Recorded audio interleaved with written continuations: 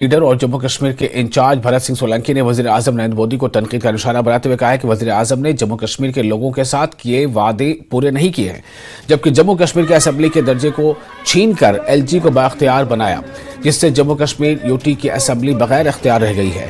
भरत सिंह सोलंकी ने पुलवामा के कैंडी अगलर इलाके में मीडिया के साथ बात करते हुए इन बातों का इजहार किया। इससे कबल सोलंकी ने प्रदेश कांग्रेस के सदर वकार रसूलवानी और नायब सदर फयाज अहमद डार के हमरा कैंडी अगलर इलाके में भारी अवामी जलसे से खिताब किया।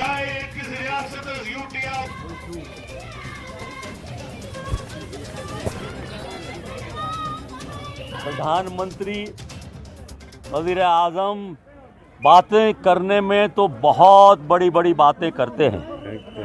देखते हैं कि जो वादे वो जम्मू कश्मीर में आके करके गए, बताइए कौन सा वादा निभाया।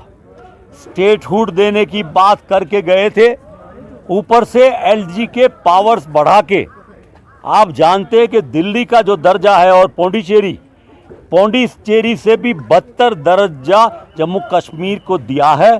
एक म्यूनिसिपालिटी चलाने की बात हो, ऐसी हमारे असेंबली के चुने हुए नुमाइंदे अगर सरकार बनेगी तो उसको रोक टोक करके पूरा एलजी का गवर्नेंस होगा। इसके लिए उन्होंने काम किया है।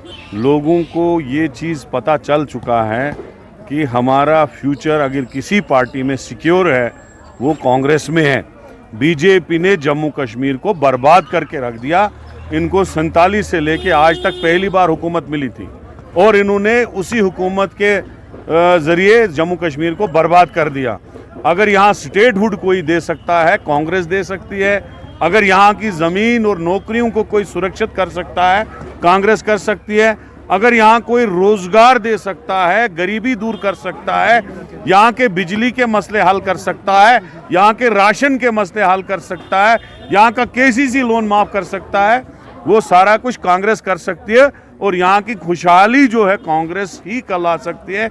ये कश्मीरी आवाम को अब पता चल चुका है